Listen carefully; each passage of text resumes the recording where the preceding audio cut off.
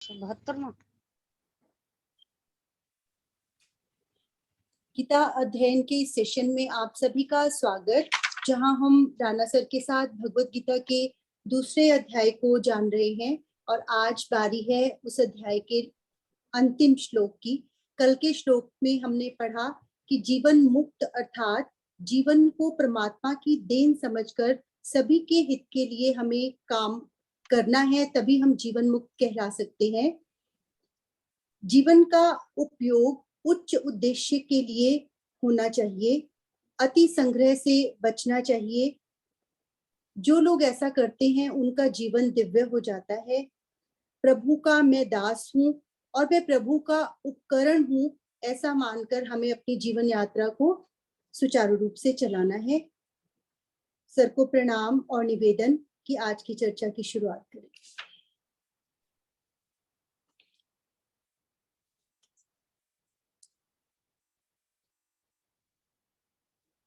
Sir आप mute है। वसुदेव सुतं देवं कंस चाणूरमर्दनं देवकी परमानंदं कृष्णं वंदे जगद्गुरुं। सभी को बहुत बहुत प्रणाम।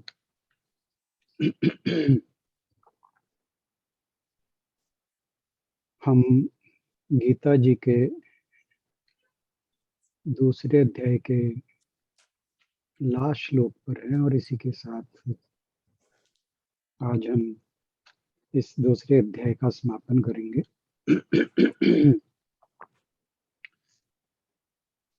इससे पहले के श्लोक में भगवान जी ने शांति प्राप्ति की बात कही थी और जिसमें ये कहा था कि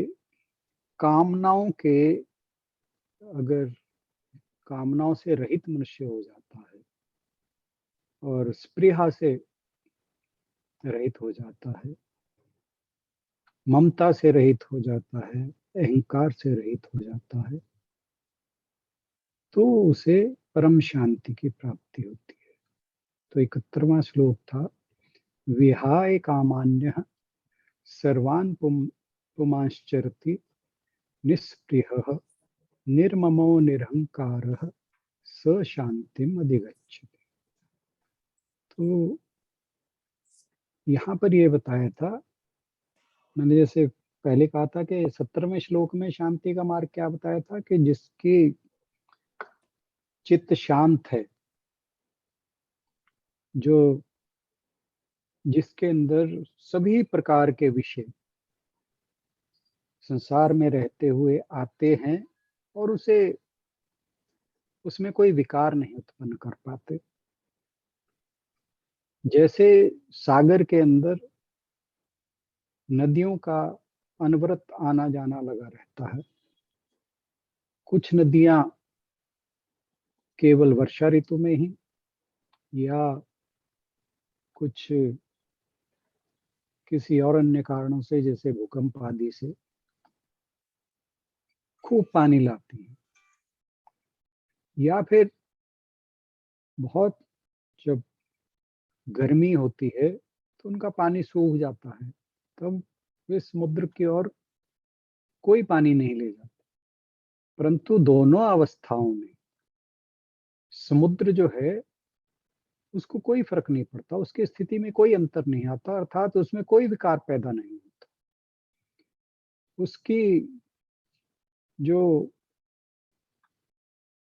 जल से चारों ओर से भरा हुआ है, उस स्थिति में कोई फर्क नहीं पड़ता, चाहे नदियां आए या ना आए।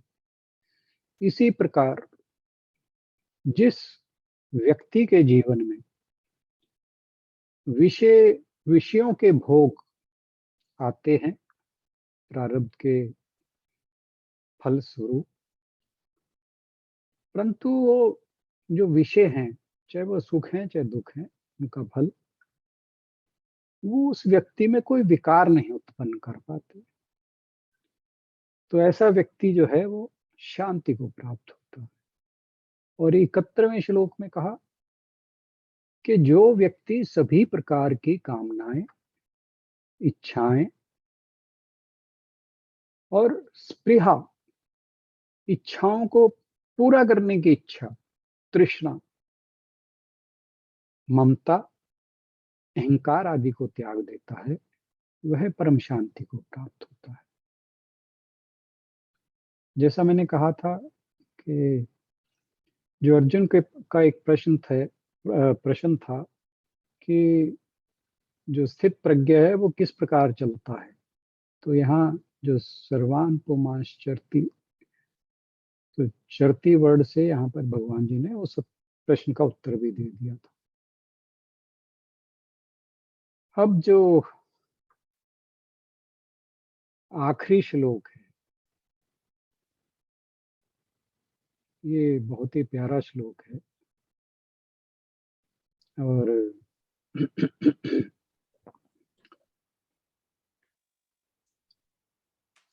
इसमें ब्रह्म की स्थिति के बारे में बताया है। आशु जी से अनुरोध के जरा श्लोक को पढ़ दें, फिर हम इस पर चर्चा करेंगे। हाँ जी सर।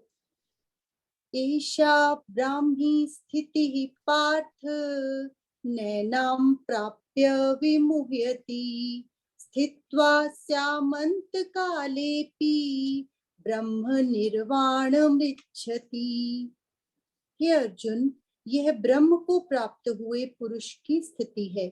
इसको प्राप्त होकर योगी कभी मोहित नहीं होता और अंत काल में भी इस ब्राह्मी स्थिति में स्थित होकर ब्रह्मानंद को प्राप्त हो जाता है।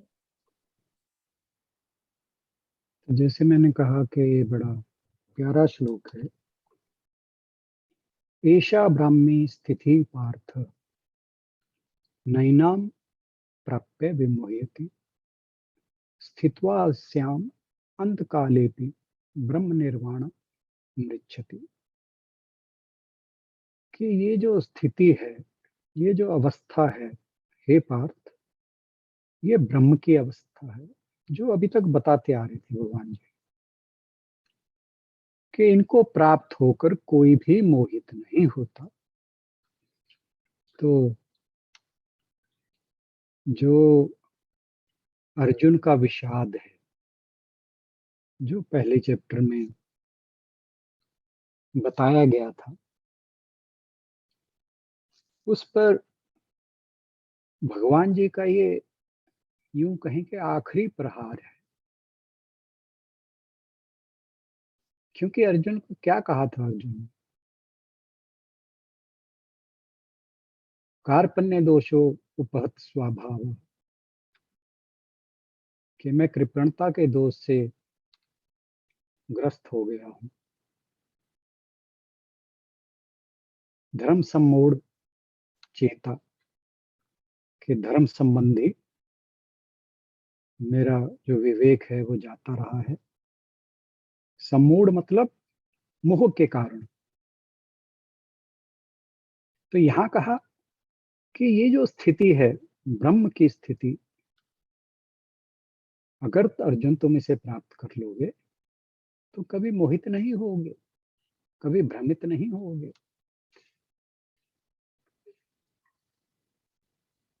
और ये स्थिति ऐसी है कि अगर अंतकाल को में भी जाकर प्राप्त हो जाए तो निर्वाण या ब्रह्म की प्राप्ति हो जाती है। तो यूं कहें कि भगवान जी ने ये जो सारे दूसरे चैप्टर में अर्जुन को ज्ञान दिया, तो उसका एक किस्म से इसको समराइज कर दिया कि उस स्थिति को प्राप्त होकर क्या होता है। चाहे वो फिर कर्मयोग के द्वारा प्राप्त हो, चाहे वो ज्ञान योग के द्वारा प्राप्त हो, तो कोई भी तरीका हो, परंतु अगर वह स्थिति प्राप्त हो जाती है, जिसे यहाँ ब्रह्म की स्थिति कहा। आपको याद होगा जब सांख्य योग की चर्चा चल रही थी 11 से 31वें श्लोक तक, तो वो जो बातें, जो श्लोक भगवान जी ने कहे थे, वो सभी मनुष्य के वास्तविक स्वरूप के बारे में कहे थे। तो वो जो वास्तविक स्वरूप है मनुष्य का, वो ब्रह्म है, अहम ब्रह्मास्मि।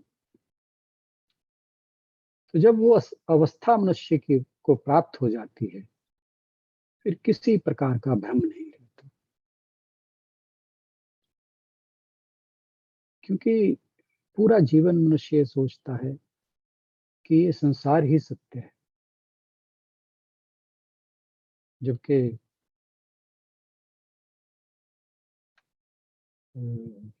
आदि शंकराचार्य जी ने कहा था कि ब्रह्म सत्यम जगत मिथ्या, कि जगत है ये आभास मात्र है, सत्य तो केवल ब्रह्म है। और भगवान जी यही बता रहे हैं कि ये जो ब्रह्म की स्थिति को पा लेता है, फिर उसके अंदर किसी प्रकार का ब्रह्म और भ्रम, इनमें कंफ्यूज नहीं होना, कि जो ब्रह्म की स्थिति को पा लेता है उसकी भ्रम की स्थिति जाती रहती है। तो यहाँ पर अंतिम श्लोक में भगवान जी जो भी ज्ञान दिया है उसका महत्व समझा रहे हैं कि हे अर्जुन, हे पार्थ, ऐसा ब्राह्मी स्थिति पार्थ नैनाम प्राप्य विमोहयति,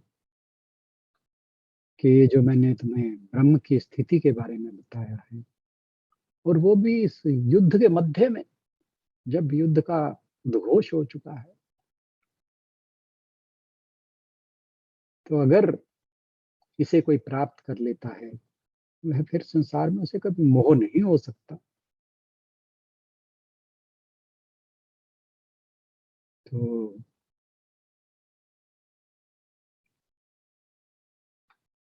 ये हम कह सकते हैं कि जो प्राणी निष्काम कर्म, कर्मयोग के बारे में बताया था भगवान जी,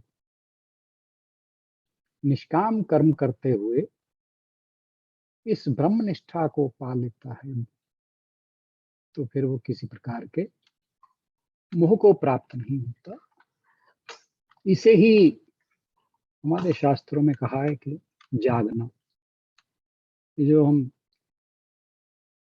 रात को सोकर उठते हैं उसे जागना नहीं कहा। शास्त्रों में जागने का अर्थ है ज्ञान की प्राप्ति। जैसे, और ये मनुष्य जब इस तरह से जाग जाता है, तो फिर उसकी ये स्थिति कभी वापस नहीं जाती, फिर उसे वो दोबारा ज्ञान की निद्रा नहीं आती, ये कहना चाहिए। जैसे ये मांसाहारी जीव होते हैं, सिंह, शेर आदि, कहते हैं कि जब इनका जन्म होता है तो 10-15 दिन तक इनकी आंखें बिल्कुल बंद रहती हैं,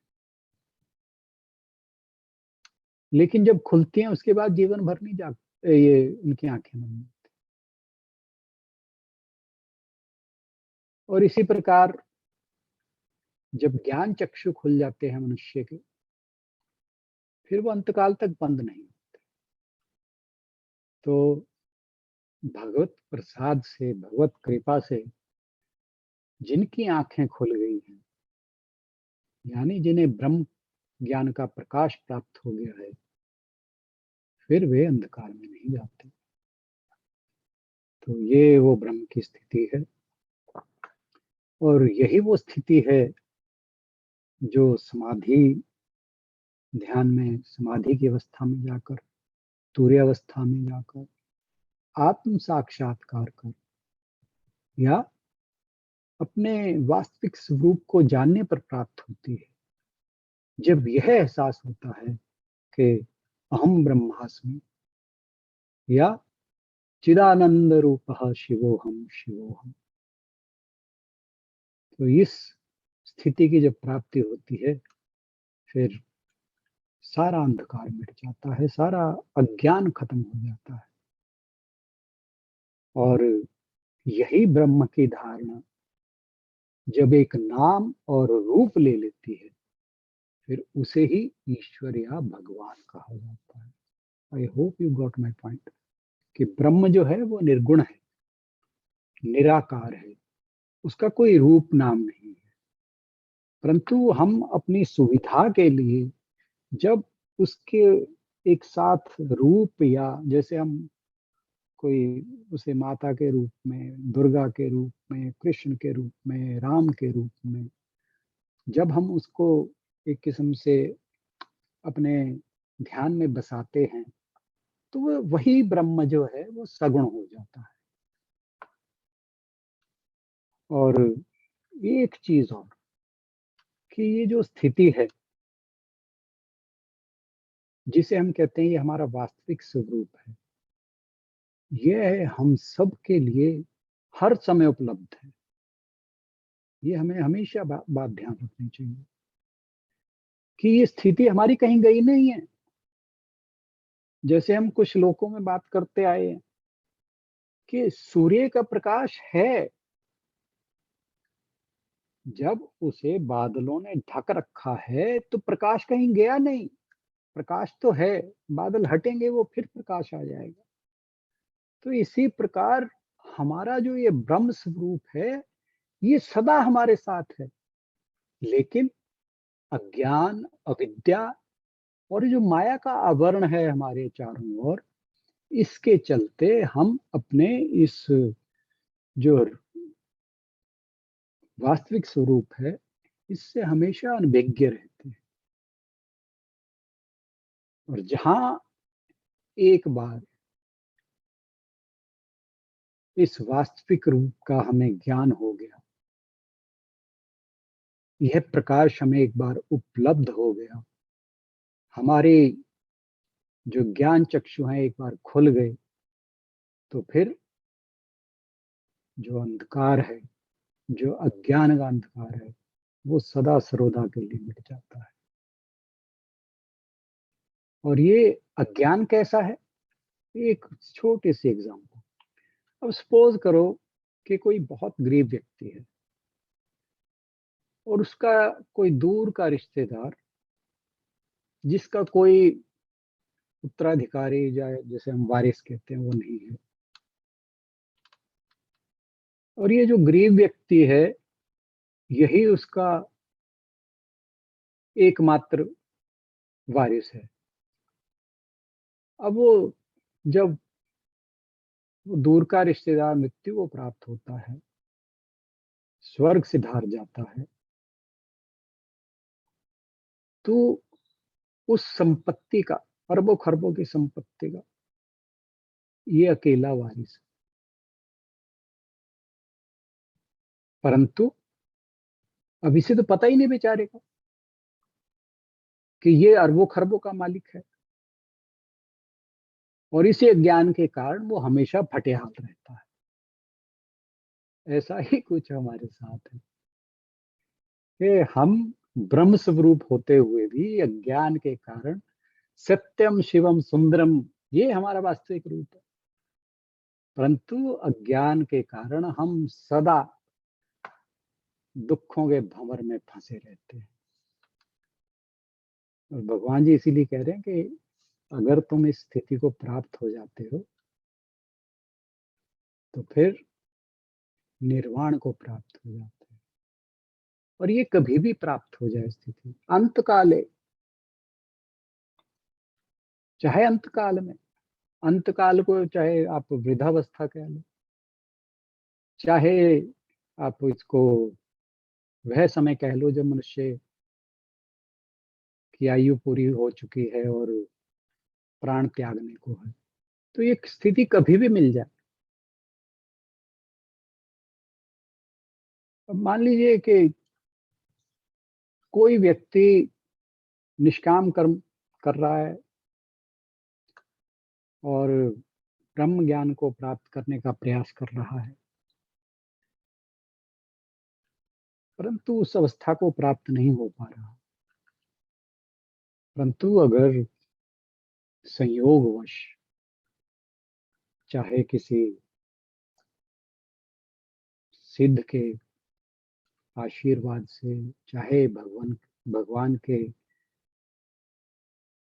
कृपा के फलस्वरूप, उस समय भी, मृत्यु के समय मृत्यु से जस्ट पहले भी अगर उसे इस रूप का ज्ञान हो जाता है तो फिर वो ब्रह्म निर्वाण का उस निर्वाण की पदवी को प्राप्त हो जाता है। इसे निर्वाण क्यों कहा?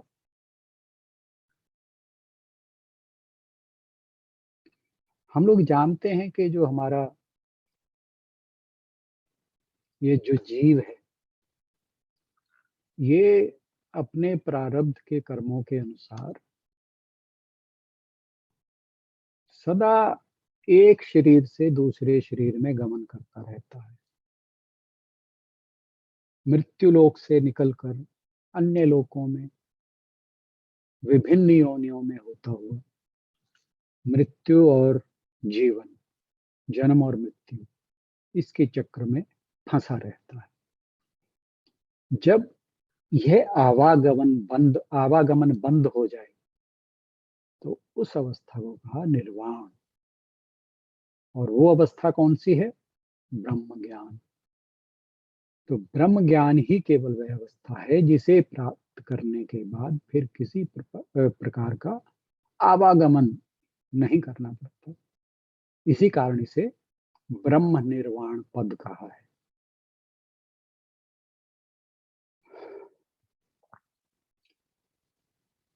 और अंतकाल की हमने बात कर ली कि इसे वृद्धावस्था या मृत्यु काल, जब मनुष्य मृत्यु का इंतजार कर रहा है, आखिरी क्षण है, तो अगर उस अवस्था को ये तब भी पाले तो भी निर्वाण को प्राप्त हो जाता है।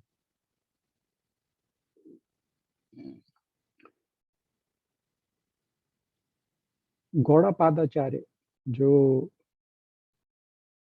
आदि शंकर के गुरु थे, वो कहते हैं, उन्होंने मांडुक्य कारिका में लिखी है बात, कि जो प्राणी के स्वयं के स्वरूप का सुख है, अपने वास्तविक रूप का जो सुख है, जो किसी अन्य विषय से उत्पन्न नहीं होता। हम जो विषयों के भोग करते हैं उनसे जो सुख मिलता है वो उनसे कहीं ऊपर का है। वह स्वस्थ है, शांत है, निर्वाण है, अकथनीय है। हम शब्दों द्वारा उसे कहने का प्रयास करते हैं पर नहीं कह पाते। वो शब्दों की सीमा से परे है और सब सुखों से उत्तम है। ये मांडुक्य कारिका में गौड़ापादाचार्य जी ने कहा है। पर जैसे काम सुख, कामनाओं की पूर्ति होने का सुख मनुष्य को अनुभव होता है, यह वाला सुख जो स्वयं के स्वरूप का सुख है, वो बाह्य इंद्रियों से कभी अनुभव नहीं हो सकता। यह केवल आत्मा द्वारा अनुभव होता है। आपको ध्यान होगा, मैं तैत्तिरीय उपनिषद के बारे में भी एक बार बताया था, ये फिर रिपीट कर रहा हूँ यहाँ पे, वो बात फिर एलिवेंट है। ब्रह्म के विषय में तैत्तिरीय उपनिषद में लिखा है कि जिसमें संपूर्ण जीव उत्पन्न होते हैं तथा जो समस्त जीवों की रक्षा और संहार करता है तथा जिससे मोक्ष को प्राप्त होते हैं, केवल उसे जानने की इच्छा करो, वही ब्रह्म है। बहुत ही बढ़िया बात लिखी है तैत्तिरीय उपनिषद में। इसीलिए भगवान ने यहाँ पर इस श्लोक में कहा कि यह जो ब्राह्मी स्थिति है जिसे प्राप्त है, वह संसार के मोह में नहीं पड़ता, बल्कि यह स्थिति परम शांत, निर्वाण और अकथनीय सुख को देने वाली है। ये जो दूसरे अध्याय में भगवान जी ने अर्जुन को मोह से निकालने के बातें कही हैं, ये सोचिए कि एक किस्म से भगवान जी ने अर्जुन को विषाद की स्थिति से ट्रांसफॉर्म कर दिया। हमने बात की थी कि वो 10वें श्लोक तक आते आते वो इस बात को समझ गया था कि मैं जो सोच रहा हूँ कहीं ना कहीं कुछ गलत है। भगवान जी जो बार बार कहे जा रहे हैं कुछ तो बात है। अब यहाँ तक आते आते आप ये देखे लास्ट के जो श्लोक्स थे उनके अंदर क्या कह रहा है कि मुझे स्थित प्रज्ञ के लक्षणों के बारे में बताइए। तब अब यानी उसकी जो सोच है बिल्कुल ट्रांसफॉर्म हो चुकी है। जबकि शुरुआत कहाँ से की थी उसने? शुरुआत जो थी वो अपने जो स्वजन थे उनको देखते ही उसके मन में मोह पैदा हो गया था। संसार वाला मोह, संसार की बातें सोच रहा है कि ये मर गए तो मेरा क्या होगा, मैं ऐसे राज्य का क्या करूंगा। तो मनुष्य की जो जिज्ञासा है वो संसार से ही शुरू होती है। लेकिन उस जिज्ञासा को अगर कृष्ण जैसा एक गुरु मिल जाए तो उस जिज्ञासा को संसार से, जिज्ञासा संसार की है परंतु वो उसे संसार की जिज्ञासा से मोक्ष की जिज्ञासा में ट्रांसफॉर्म किया जा सकता है। क्योंकि शुरुआत हर एक की संसार की जिज्ञासा से होती है। धीरे धीरे फिर वो की कोशिश करता है कि इन दुखों का पार कहाँ है।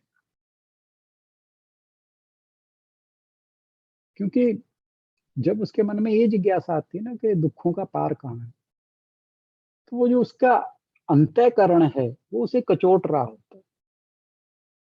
क्योंकि मनुष्य सदा जिस सुख को ढूंढता है वो सुख तो आत्मा का ही सुख है, अपने वास्तविक स्वरूप का ही सुख है।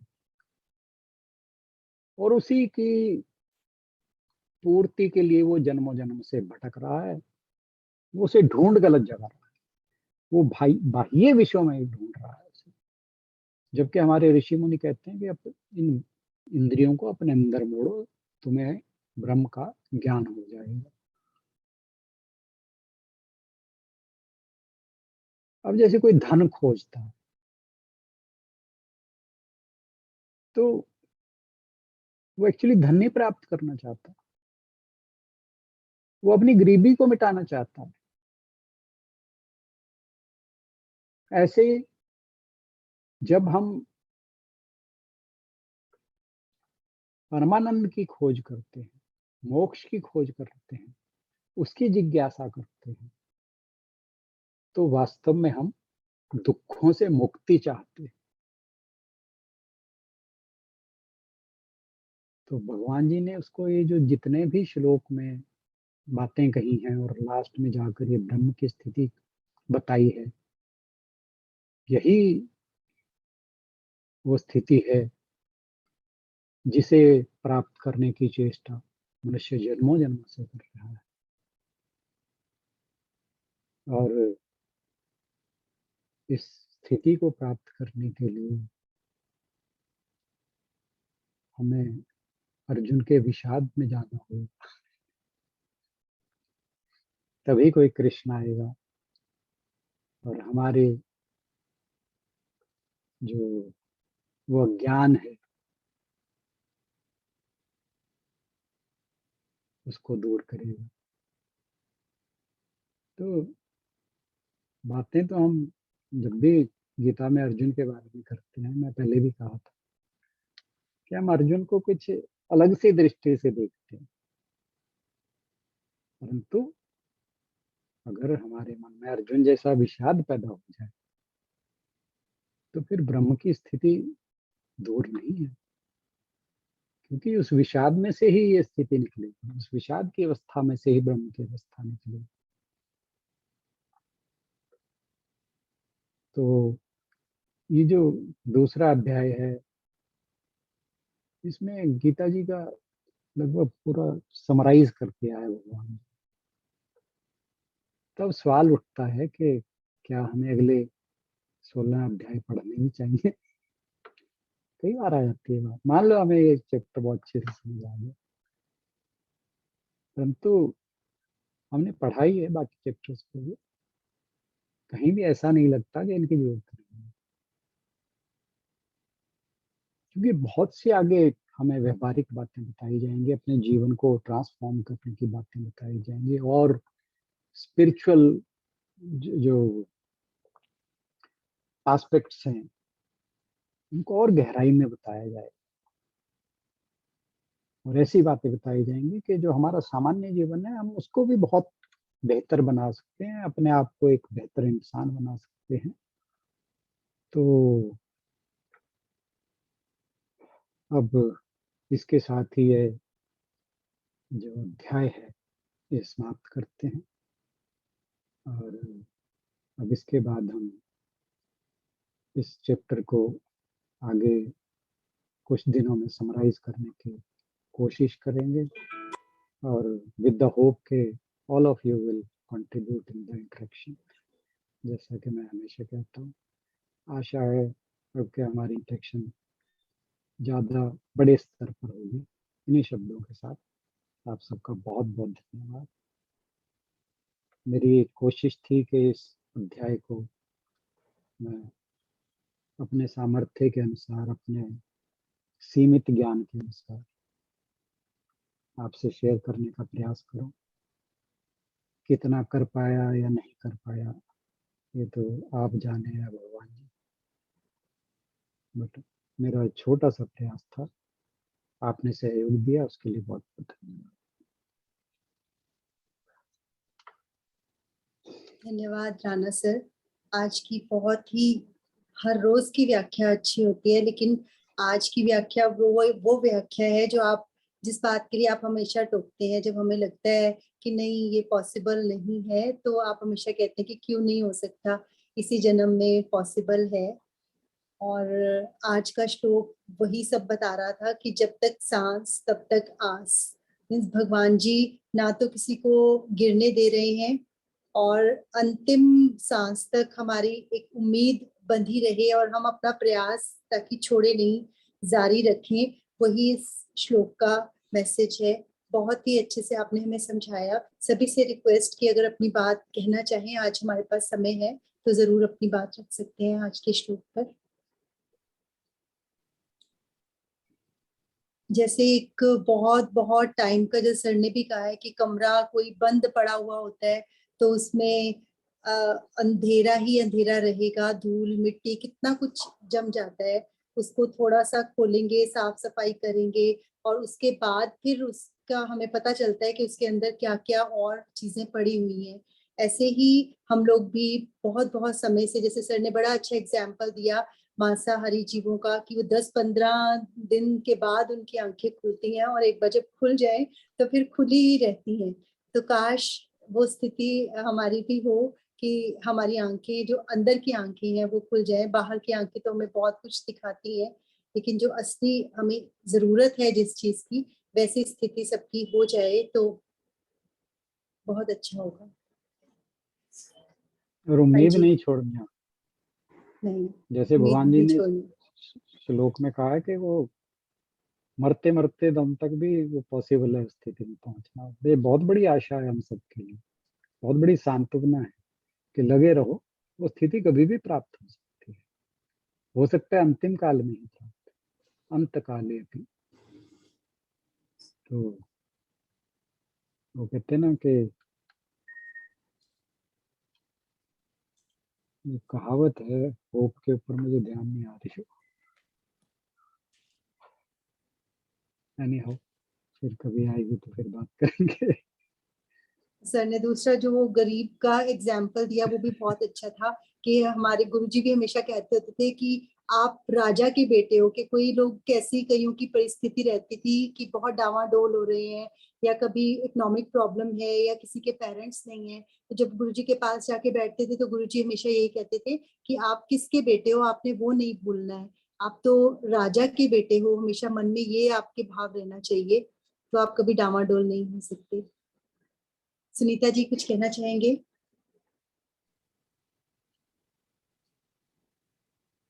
रीता जी, सुनीता जी, आज दिस इज।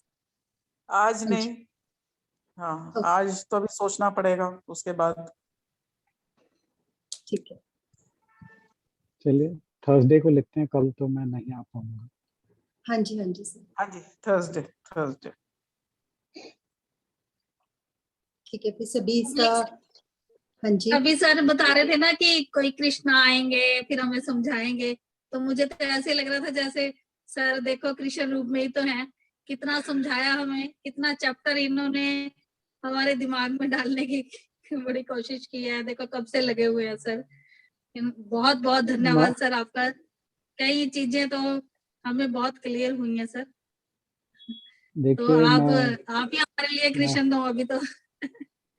मैं ये बात बार बार कहा करता हूँ, आज फिर कह देता हूँ जब आपने ये संदर्भ उठा दिया, कि हमें व्यक्ति का नहीं ईश्वर का गुणगान करना चाहिए।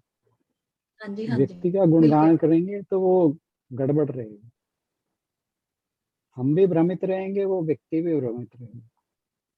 तो इसलिए जो कुछ भी हो रहा है वो सब ईश्वर के ही कारण है। उनकी वाणी, हाँ उनकी वाणी किसी भी बिल्कुल। माध्यम से पहुंच रही है सर। बस हाँ बस जी। बस ये हमेशा याद हाँ जी। रखें, मेरी बात हाँ ना जी, किया करें। हाँ, हाँ, मेरी बात नहीं, करने का मामला गड़बड़ हो जाता है। नहीं ये सब ईश्वर की मीन्स कृपा के है। और परमात्मा है, ये तो आप ही, हाँ जी, मैं आपको पहले भी कहता हूँ कि ये ईश्वर की वाणी है, हमें गीता को हाँ ये जी, सोच ईश्वर कर की पढ़ना वाणी है। है, सही बात है, बिल्कुल बिल्कुल। ये जो कुछ भी कहा जा रहा है ये मैं आप और कोई नहीं कह रहा, ये भगवान के स्वयं के शब्द हैं, उनके श्रीमुख से निकले हुए बिल्कुल शब्द। सर, मैं एक थोड़ा सा अपना अनुभव बताती हूँ कि मेरे मदर इन लॉ अंतिम स्थिति थी उनकी, थी वो बड़े संत थे, वैसे देखा जाए सारी जिंदगी उन्होंने कर्म पे बड़ा विश्वास किया, कर्म बहुत मैं अच्छा वैसे करते अपनी थे वो। सास के बारे में ऐसा कहती नहीं। तो ऐसा सॉरी नहीं मजाक सर, के लिए कह रहा हूं। नहीं बिल्कुल। नहीं मजाक था। तो सर उन्होंने एकदम याद अंतकाल आ में गया। ना, हाँ जी हाँ जी, पीजीआई में थे वो, तो अंतकाल में उन्होंने जी मुझे बुलाया कमरे में, तो मुझे कुछ बातें समझाई कि ऐसे ऐसे करके कि आपने घर को ऐसे रखना है, ऐसे रखना है, आप घर की नींव हो, ये है। तो मैं सबसे बड़ी थी, तो सर मैं सुनती रही, तो मैंने उनको कहा कि मम्मी आप जैसे कह रहे हो मैं कोशिश करूंगी निभाने के लिए, तो आप आशीर्वाद दो। कहते मैं माता बोल रही हूँ, माता, मैं तुम्हारी माँ नहीं हूँ, माता हूँ, माता हूँ। उनके मतलब लो लगी हुई थी जैसे भगवान जी से। तो सारी चीजें समझाने के बाद फिर मुझे आशीर्वाद दिया उन्होंने, और उसके बाद वो चुप हो गए सर। चुप होने के बाद मैं सर कभी ना माता में, मैं भोलेनाथ में विश्वास करती थी, एक्चुअली मुझे भोलेनाथ का ज्यादा वो था। तो उसके बाद फिर मुझे जैसे उन्होंने दर्शन दिए, मैंने उनके हाथ पकड़े, पैर पकड़े, उनको नमस्कार किया और किया, तो आशीर्वाद देके फिर मुझे सर पता नहीं उनसे क्या हुआ कि मुझे माता की भक्ति जागने लगी कि जैसे मैं इनकी भी करूं। वाकई संत थे वो, उन्होंने आपने जो कहा आशीर्वाद दिया। सही कहा। हाँ जी। तो बिल्कुल फिर उसके बाद मुझे ऐसा लगा कि नहीं, वाकई में उनकी स्थिति ऐसी थी कि उस टाइम उन्होंने अपने माँ को पा लिया था कि। बिल्कुल बिल्कुल। और सर हमारे साथ बड़ा अच्छा अनुभव ये हुआ कि जब हम उनके सारे क्रियाक्रम कर दिया और उन्होंने कहा था कि आप मनसा देवी जाके आना सारे परिवार को लेके, और सर हम गए, आप यकीन नहीं करेंगे, हम 20 मेंबर्स थे और 20 मेंबर्स के गले में ही उन्होंने, जो पुजारी थे, सबके गले में माला डाली। मैं तो इस बात से बड़ी हैरान हुई सर, ये मेरा अनुभव ऐसा कि वाकई में भगवान तो सारी जगह साक्षात साथ बिल्कुल रहते हैं बिल्कुल बिल्कुल और हमें अनुभव करने की जरूरत है। बिल्कुल सही बात। उन्होंने कहा ना, आज के श्लोक में कहा कि ब्रह्म तो में हर समय उपलब्ध है, बाकी वो हमारा ज्ञान है कि हम उस अवस्था से ये कहाँ से बटन जो दब है गया? वो अनभिज्ञ रहते हैं। हाँ बटन दब गया, वो आया ना फोन कहीं से भी, उससे हो गया। ये कितने बजे से कितने बजे तक आती है? आशीष जी मुझे सुनाई नहीं दे रहे सर, थोड़ा बीच हाँ जी, बीच में किसी पता की नहीं मेरे आवाज से म्यूट हो गया। अभी भी हाँ, नहीं, बीच में किसी की आवाज आ रही थी, कोई बात नहीं। अब भी आ रही है। हाँ जी, चलिए, बहुत अच्छी रही हमारी आज की चर्चा। और उस दिन तुलसी पब्लिक स्कूल से उनके जो प्रिंसिपल हैं वो आए हुए थे, तो उन्होंने एक छोटी सी स्टोरी सुनाई कि एक बार एक बंदा जा रहा था, तो रास्ते में उसके पास एक नारियल था, तो उसने वो नहीं वो जा रहा था, तो उसने कलाकार था, मूर्ति बनाने वाला, बहुत एक्सपर्ट। तो वो उसको एक मूर्ति बनानी थी, तो रास्ते में जाते जाते उसे एक पत्थर मिला। उसने बोला पत्थर से कि क्या मैं तेरे को बना लूं, मूर्ति बनाने के लिए मुझे तेरे को यूज कर लूं? तो उसने बोला नहीं, तू तो मुझे हथौड़ी मारेगा, छेने मारेगा, मैं तो नहीं इतने हथौड़ी छेने खा सकता। तो उसने बोला ठीक है, कोई बात नहीं। तो फिर वो आगे थोड़ा और आगे चला, तो आगे जाके उसे एक और बढ़िया पत्थर मिला। उसने उससे बोला कि क्या मैं तुझे यूज कर सकता हूँ मूर्ति बनाने के लिए? उसने कहा हाँ ठीक है, आप यूज कर लो। तो उसने उसको मूर्ति अपने बनाने के लिए उसको छेने से बहुत काट कर और आरियों से जैसे भी करके उसने बहुत एक सुंदर, बहुत ही प्यारी मूर्ति बनाई। और फिर वो मूर्ति मंदिर में रखी गई। और जो पत्थर ने मना कर दिया था कि मेरे को नहीं, तुम्हारा कष्ट सहन नहीं करना है, मुझे बिल्कुल भी, मुझे हथौड़ी छेने नहीं खाने हैं, उसको मंदिर के बाहर रखा गया, जहां आने जाने वाले लोग नारियल फोड़ने के लिए उसका प्रयोग करते थे। और जो पत्थर ने तैयार हो गया कि मैं हर तरह के कष्ट सहूंगा, उसको परमात्मा की मूर्ति बनाकर मंदिर के अंदर स्थापित किया गया। और फिर जब वो मूर्तिकार वहां से गुजरा, तब उसने देखा कि एक पत्थर बाहर है, तो उसने बोला कि मैं वही पत्थर हूँ, मैंने मना कर दिया था, और देखो आज मुझे लोग यहाँ पर पत्थर अब नारियल फोड़ने के लिए यूज करते हैं। तो कहने का भाव यही कि यदि हम अपना उद्देश्य, जैसे कल के श्लोक में सर ने बोला था कि हमारे जीवन का उद्देश्य क्या है, हमें उसके ऊपर अपना ध्यान केंद्रित करना है। छोटी छोटी चीजों को अपना लक्ष्य हमें नहीं बनाना। स्वार्थ रहित कामनाएं हमारी होनी चाहिए। ये नहीं है कि कामनाएं हमारी बंद हो जाएंगी, पर कामना से पहले हमें सोचना जरूर है कि वो कामना किस लिए है हमारी। यही हमारा हमेशा भाव रहे। और परमात्मा भी कहते हैं कि जिसकी ऐसी स्थिति हो जाती है, उसे फिर मैं परमात्मा के मंदिर का एक पिलर बना देता हूँ, जो कि फिर कभी परमात्मा के मंदिर से बाहर नहीं निकलता। बहुत ही प्यारा श्लोक और बहुत अच्छी चर्चा आज की। धन्यवाद सर। और निवेदन के आगे के समापन कर देंगे। ओम पूर्णमदः पूर्णमिदं पूर्णात् पूर्णमुदच्यते पूर्णस्य पूर्णमादाय पूर्णमेवावशिष्यते। ओम शांति शांति शांति। सभी का बहुत बहुत धन्यवाद। मेरी ओर से सभी को बहुत बहुत प्रणाम। धन्यवाद सर। एक प्रोग्राम देखती हूँ, आता है यूट्यूब पर, जिंदगी विद रिचा के नाम से आता है वो। तो उसमें वो लड़की मतलब कि सबकी स्टोरीज शेयर करती हैं, जिन्होंने भी अपनी प्रॉब्लम्स को ना देखते हुए उनसे बाहर निकलने का प्रयास किया है। तो वो यही कह रही थी कि जब मैंने स्टार्ट किया तो लगता था कि क्या छोटा सा काम है करने के लिए, कोई बड़ा काम करना चाहिए। लेकिन वो कहते कि मेरे को ऐसा कोई काम करना था जिससे कि जब लास्ट टाइम हो या जब भी मैं अपना सोचने बैठूं लाइफ के बारे में, तो मेरे मन में ये तसल्ली रहनी चाहिए कि हाँ मैंने कुछ ऐसा अच्छा काम किया जिससे कि मैं सोसाइटी के काम आ सकी। तो वही भाव हम सबका भी हमेशा रहना चाहिए कि कुछ भी काम करें तो ऐसा जरूर मन में भाव रहे कि हाँ इससे किसी की लाइफ में, किसी के जीवन में कुछ परिवर्तन जरूर आया। आप सभी का बहुत बहुत धन्यवाद हर रोज जुड़े रहने के लिए। आज हमारा दूसरा अध्याय संपूर्ण हुआ। ओम तत्सदिति श्रीमद् भगवत गीता सुपनिषत्सु ब्रह्म विद्यायाम योग शास्त्रे श्री कृष्ण अर्जुन संवादे सांख्य योगो नाम द्वितीयोध्यायः। Thank you so much sir इस चैप्टर को चूज करने के लिए और दोबारा से एक बार रिवाइज करवाने के लिए। हमें इस अध्याय को वाकई ही हम भूलते जा रहे थे, इसमें क्या लिखा हुआ है, और आपने बहुत अच्छा, काफी समय लेकर काफी अच्छे से हमें समझाने का प्रयास किया है। कभी गीता की चर्चा तो कभी समाप्त हो ही नहीं सकती, और चाहे हम जितनी भी बार भी पढ़ लें, हर बार हमें इसमें से कुछ नया जानने को मिलता है। पर काफी अच्छे से हमें समझ आया है ये दूसरा अध्याय। हम सबकी ओर से आपका बहुत बहुत धन्यवाद सर। सभी को धन्यवाद।